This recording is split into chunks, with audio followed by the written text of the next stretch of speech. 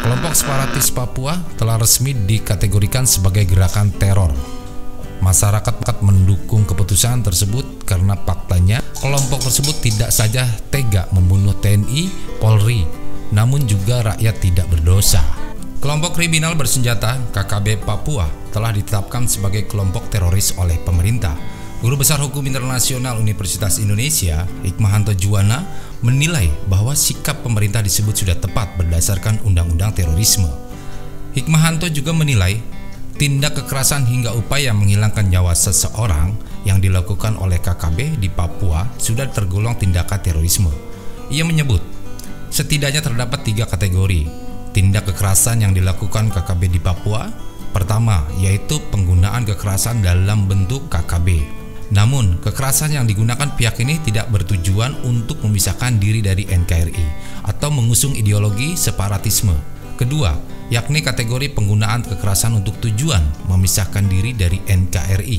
Tindakan seperti ini tentu saja termasuk dalam separatisme bersenjata, di mana KKB merupakan pihak-pihak yang menggunakan kekerasan dengan tujuan untuk memisahkan diri dari NKRI.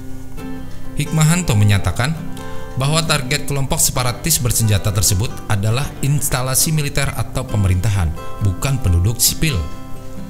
Terakhir, adanya penggunaan kekerasan yang bertujuan untuk menimbulkan suasana teror. Dalam pasal 6 Undang-Undang Terorisme menyebutkan bahwa setiap orang yang dengan sengaja menggunakan kekerasan atau ancaman kekerasan yang menimbulkan suasana teror atau rasa takut. Dirinya juga mengatakan, dengan adanya label teroris tersebut, TNI bisa lebih berperan sesuai dengan Undang-Undang Terorisme. Ia juga meminta TNI, Polri bertindak tegas sesuai hukum agar KKB tak lagi menciptakan teror. Hikmahanto juga meyakini bahwa keputusan pemerintah melabeli KKB sebagai teroris dapat dipahami oleh masyarakat internasional, sebab label tersebut hanya disematkan kepada KKB, bukan rakyat Papua secara umum. Sementara itu, Kapolda Papua Irjen Pol Matius D. Pakiri mengungkap fakta serangan yang dilakukan oleh kelompok kriminal bersenjata atau KKB ke sekolah hingga puskesmas di Ilaga, Kabupaten Puncak.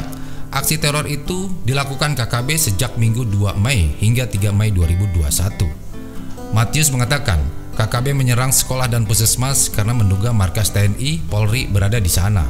Dirinya juga mengajak kepada masyarakat untuk melawan aksi KKB. Pasalnya, KKB melibatkan simpatisan dalam penyerangan dan pengerusakan fasilitas publik.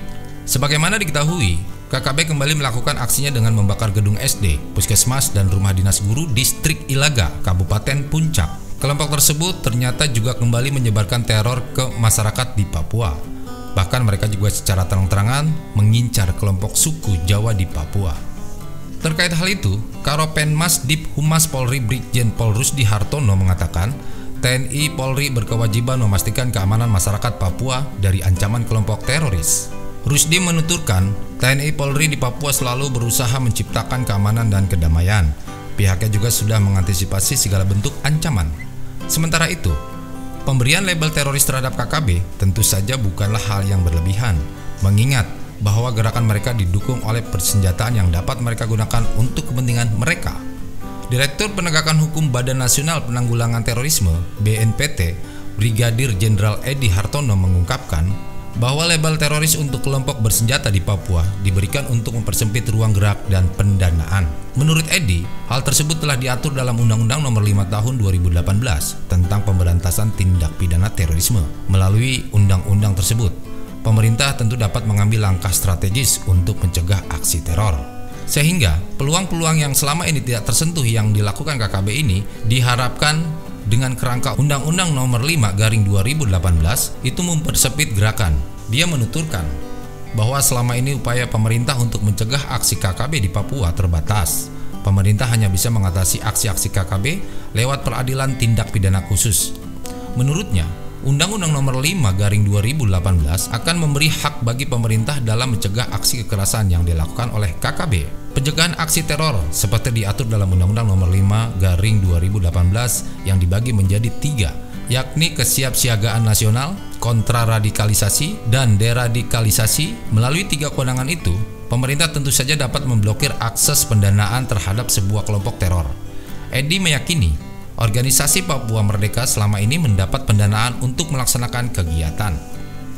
Jika status KKB telah menjadi organisasi teroris, tentu saja apa yang dilakukan oleh KKB dan segala nama organisasi yang berfiliasi dengan organisasi tersebut adalah tindakan teroris.